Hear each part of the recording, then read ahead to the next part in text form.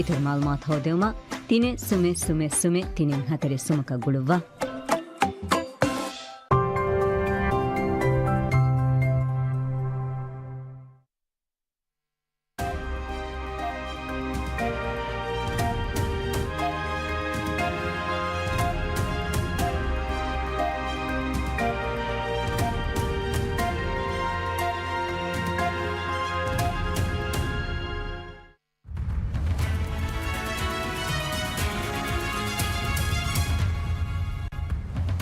Making headlines this hour, the government begins drawing lots to determine the location of residential plots under the Bimveria scheme in Hulumale Phase 3. The government intensifies the pace of development at Rasmale, the Eco-City initiative launched by President Dr. Mohammad Muiz to address the country's mounting housing needs. State-owned enterprises in the Maldives reports a combined profit of $132.94 million in the first quarter of 2025, despite a 9% decline in revenue compared with the same period last year.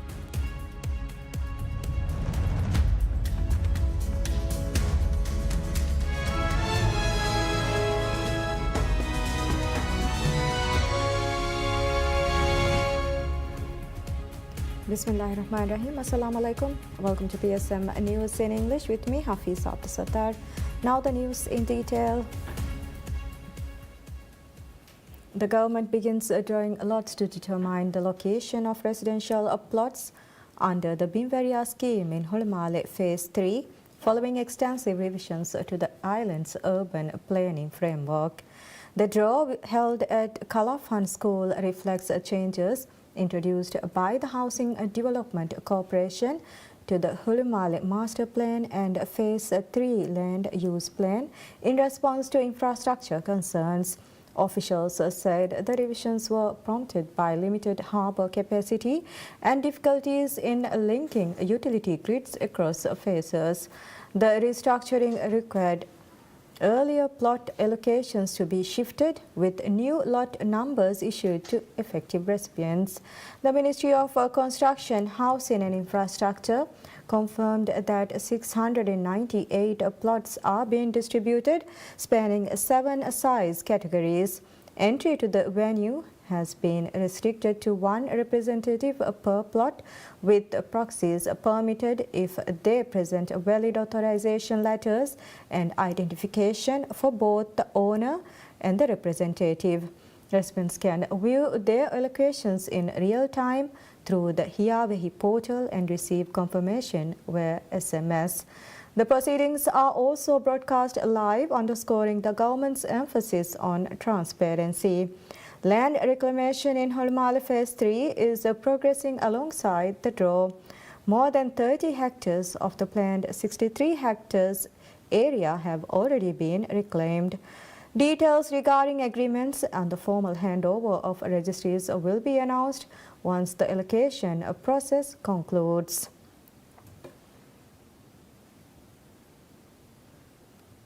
The government intensifies the pace of development at Rasmale, the Eco-City initiative launched by President Dr. Mohammad Muiz to address the country's mounting housing needs. Rising on reclaimed land at Fushidi Garufalu, the project represents the largest reclamation effort in Maldivian history, encompassing 1,009 hectares. The venture began in 2023 but faced early delays, prompting the administration to intervene and accelerate operations to meet strategic deadlines. To advance work across the 12 designated zones, the Maldives Airports Company Limited deployed advanced dredging equipment, including the Cristobal Colon, one of the world's largest trailer suction hopper dredgers. Since its arrival in early December, officials have reported a reclaimed rate exceeding 1 hectare per day, with 23 hectares completed in just 18 days. Authorities project that the reclamation phase will conclude by March, barring unforeseen setbacks. President Muiz has indicated that the administration intends to finalize the recipient list for 25,000 residential plots by the time land works are completed, underscoring the project's central role in alleviating housing shortages. At the same time, the Ministry of Finance and Planning has begun seeking consultants to design a master plan for a sustainable transport network linking Rasmale to the capital, ensuring accessibility and long-term viability for the new city. President Dr. Mohammad Muiz announces that the $12,970 maintenance fee for Hiya Housing HIA social housing flats in Hulmale Phase 2 will be waived. The announcement was made during a community meeting with residents of Hulmale Phase 2. Addressing the gathering, the President said agreements for HIA flats will be amended to remove the maintenance fee in line with a pledge made during the presidential election. He confirmed that instructions have been issued to the Housing Development Corporation (HDC) to revise the relevant agreements and assured residents that the waiver will be implemented. On rental matters, President Muiz said concerns raised by residents will be given due consideration and that previously announced rent reductions will be enforced. He added that solutions will also be explored for flat owners facing financial difficulties once all required information has been compiled. The President criticized the current system under which rent increases after 7 years, describing it as flawed. He further stated that assistance will be provided to HIA residents who have taken bank loans.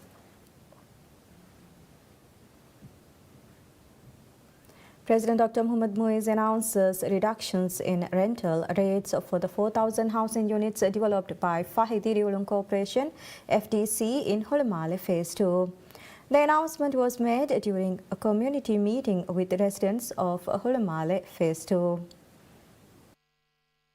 Speaking at the meeting, the President said the flats are currently being handed over to recipients and that all units are expected to be completed and transferred within the next few days. He noted that the primary concerns raised by beneficiaries related to high rental rates and advance payment requirements. Addressing these concerns, President Muiz announced that rent for 3-bedroom apartments will be reduced from USD 973 to MVR 649, while advance payments will be lowered from USD 1,621 to MVR 519. Rent for 2-bedroom units will be reduced by $65 from USD 454 to USD 389, with the advance payment set at the equivalent of 1 month's rent. Residents also raised concerns regarding rental penalties and payment terms. In response, the President said FDC will revise and renew agreements with flat recipients. He further noted that the Bank of Maldives or BML is offering concessions to Winless Flats recipients who have taken loans to purchase their units. Reiterating that resolving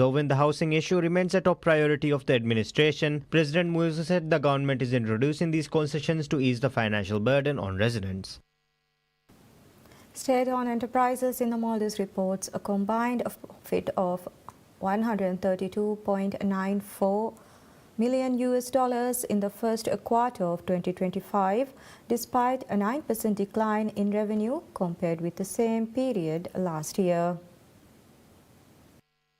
The Privatization and Corporatization Board said disciplined cost management lifted net profits by 10% to $114.14 million, even as 12 utility-focused companies posted losses, underscoring uneven performance across the sector. The State Trading Organization recorded the highest revenue at $260.70 million, while the Maldives Airports Company Limited led in profitability with earnings of $37.09 million. The Housing Development Corporation (HDC) delivered the sharpest turnaround, with profits rising 190% to nearly $17.41 million. By contrast, the Road Development Corporation (RDC) reported the largest loss, amounting to $7.33 million.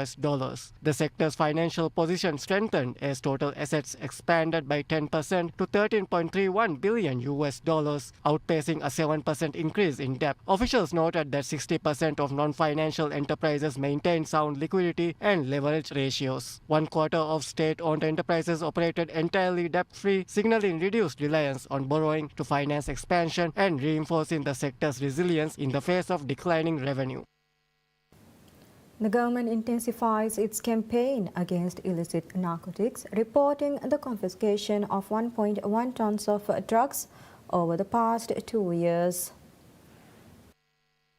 The operations conducted jointly by the Maldives Police Service, Maldives Customs Service and Maldives Immigration constitute the largest seizure within such a period in the nation's history. Ali Ihsan, The Minister of Homeland Security and Technology said the haul carried an estimated street value of $142.79 million, underscoring the scale of the crisis and the administration's resolve to dismantle trafficking networks. President Dr. Mohammad Muiz's government has enacted legislative amendments to close loopholes that previously shielded traffickers, with officials confirming the detention of more than 100 individuals directly involved in the trade. Commissioner of Police Ismail Naveen reported that 951 arrests have been made this year alone, with narcotics valued at $56.10 million confiscated and hundreds of cases referred to the Prosecutor General. The revised legislation introduces capital punishment for smuggling significant quantities of narcotics, contingent upon unanimous agreement from the Supreme Court bench. In cases lacking unanimity, offenders face life imprisonment and fines of up to $648,453.61. Authorities also confirmed that 121 foreign nationals implicated in trafficking have been transferred to immigration custody for deportation.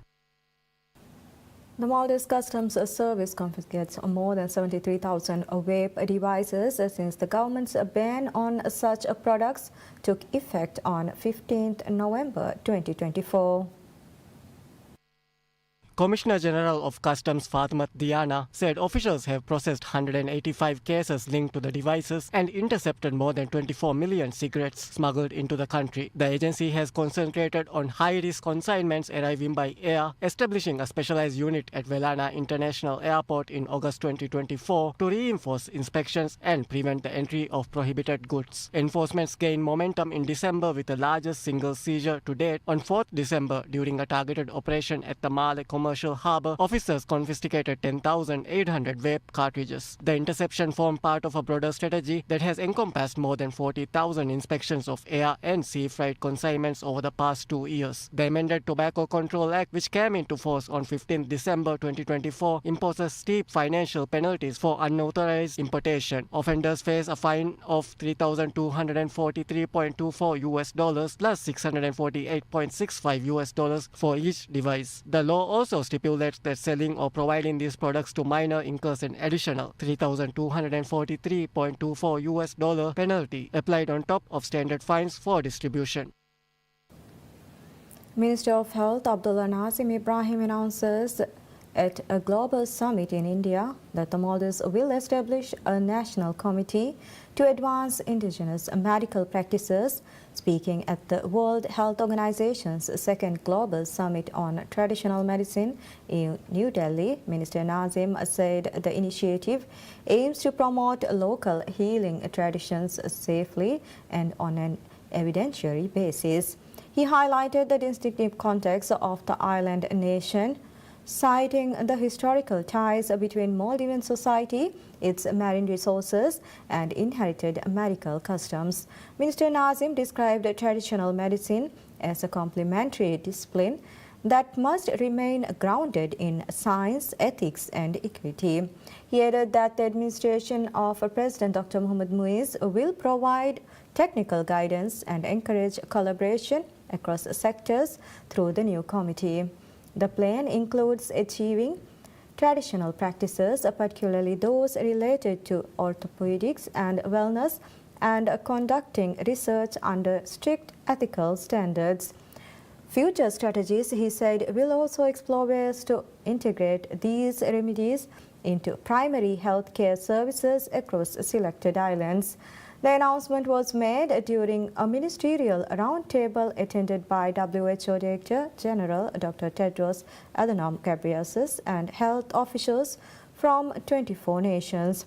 The gathering concluded with the adoption of the Delhi Declaration, which calls for strengthening traditional medicine within mainstream health systems through rigorous scientific validation.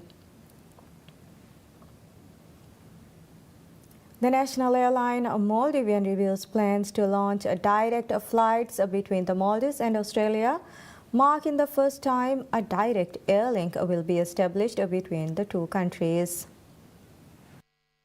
The flights will be operated from Melbourne in partnership with Australia's leading travel company Luxury Escapes. Officials described the launch as a historic milestone for both the national airline and the Maldives, noting that it will further strengthen bilateral ties and tourism links between the two nations. The service will operate as a seasonal route with flights scheduled to commence in May. Maldivians said the flights will initially operate once a week. According to the airline, the Australia route will be integrated with Maldivians' domestic flight and seaplane network, enabling passengers to connect seamlessly to destinations across the Maldives. Maldivians Managing Director Ibrahim Iyas said Australia remains an important and growing tourism market for the Maldives, adding that the new direct service is expected to further increase visitor arrivals. Tourism statistics show that as of the 16th of this month, 40,490 Australian tourists have visited the Maldives, representing a 13% increase compared to 35,818 arrivals recorded during the same period last year. Australia is now among the Maldives'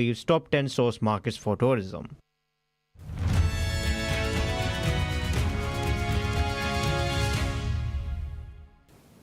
TikTok's Chinese owner ByteDance signs binding agreements with three major investors to sell just over 80% of the company's U.S. assets to American and global investors to avoid a U.S.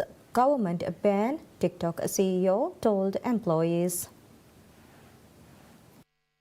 The deal is a major step towards resolving years of uncertainty about the short video app's future in the United States since August 2020, when then-President Donald Trump first tried unsuccessfully to ban the app that is now used regularly by more than 170 million Americans. The details of the deal are in line with one unveiled in September when Trump delayed until January 20 enforcement of the law that bans the app unless its Chinese owners sell it amid efforts to extract TikTok's US assets from the global platform. He also declared that the deal met the terms of the divestiture requirements. The company told employees on Thursday that ByteDance and TikTok signed binding agreements with three managing investors, Oracle, ORCL, and Silver Lake and MGX, to form a new TikTok US joint venture named TikTok USDS Joint Venture LLC. Oracle declined to comment. The White House referred questions to TikTok. TikTok said in the memo that the deal will enable over 170 million Americans to continue discovering a world of endless possibilities as part of a vital global community. The deal set to close on January 22 will end years of efforts to force ByteDance to divest its US business over national security concerns. Oracle, Silver Lake, and Abu Dhabi-based MGX will collectively own 45% of the new entity, according to the memo, which confirms what Reuters and other outlets reported in September. The US joint venture will be 50% held by a consortium of new investors, including Oracle, Silver Lake, and MGX, with 15% each. 30.1% held by affiliates of certain existing investors of ByteDance, and 19.9% will be retained by ByteDance,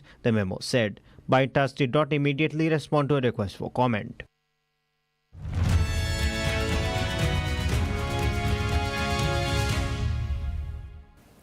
India signed an economic partnership agreement with Oman to boost bilateral trade and investment as it seeks to expand Middle East ties and diversify to beat steep US tariffs. India and Oman have annual trade of more than $10 billion. The relationship is important for New Delhi as the Gulf nation is a gateway to the narrow Strait of Hormuz between Oman and Iran, a major transit point for global oil shipments. The Comprehensive Economic Partnership Agreement, or CEPA, will fill us with new trust and new energy in the 21st century. This is a blueprint of our shared future. This will boost our trade, give us a new confidence to investment, and open new doors to opportunities in every sector, Indian Prime Minister Narendra Modi said in an address in Oman today. He is in Muscat as part of his three-nation tour that included Ethiopia and Jordan.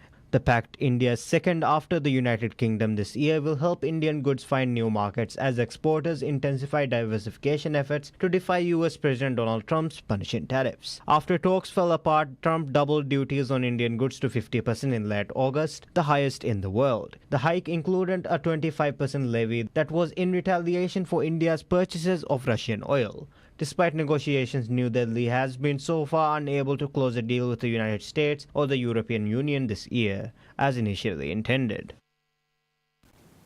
Diplomats say European Union leaders decided to borrow cash to fund Ukraine's defense against Russia rather than use frozen Russian assets.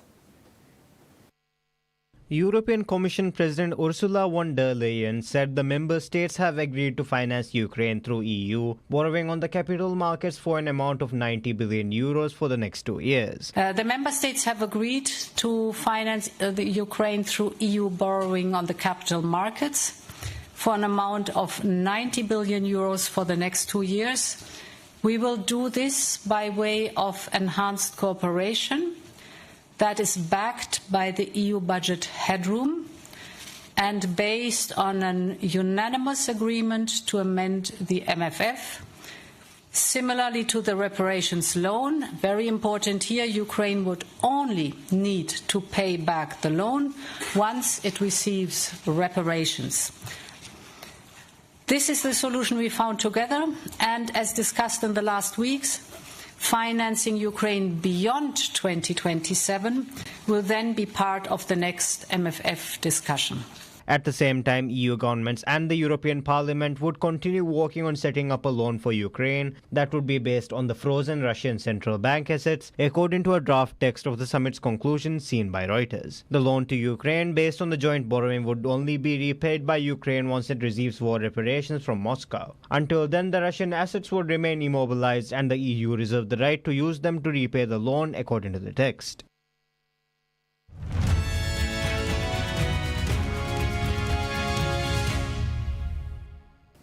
In sports, we have South Korea's An Se-young dominates Tomoka Miyazaki 21-9, 21-6 at Badminton's World Tour Finals in Hangzhou on Thursday to continue her chase for a second title at the season finale.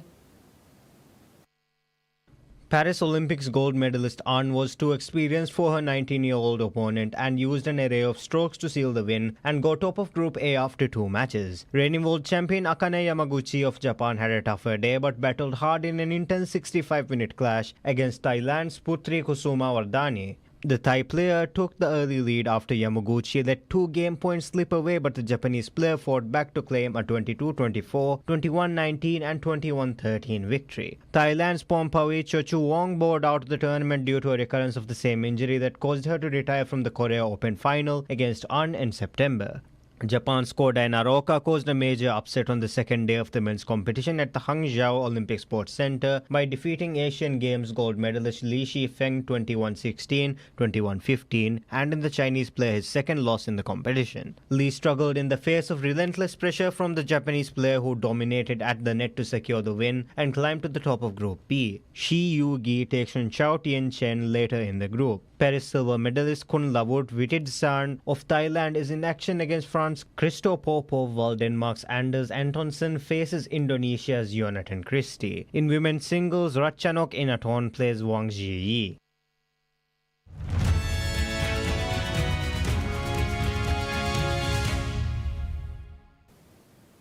As archaeologists uncovered new frescoes, the Pompeii Archaeological Park say painted peacocks and theatrical masks emerged once again from beneath centuries of volcanic debris at the ancient villa of Poppaea in Torre Annunziata near Pompeii. The park says archaeologists were carrying out excavation and restoration work in the hall of the mosque and the peacock, one of the villa's most refined rooms, decorated in the second style. Recent excavations have revealed additional sections of painted walls, offering clearer insight into the original size and layout of the western sector of the villa. Among the most significant discoveries is a fully preserved female peacock painted opposite a previously known male figure, along with fragments depicting a comic theatrical mask identified as Papus, a character from Atalan farce. Archaeologists also uncovered fresco fragments showing ornate tripods set within circular frames. Excavations have identified 4 previously unknown rooms between the total number of spaces at the villa, 203 according to the statement. Traces of ancient gardens and an old stream bed that altered the landscape after later eruptions were also documented. Park officials said finding opened new avenues for research into the villa's layout and its long-term relationship with the surrounding environment. And that's all we have for this hour. Thank you for watching. Wish you all a very pleasant time ahead.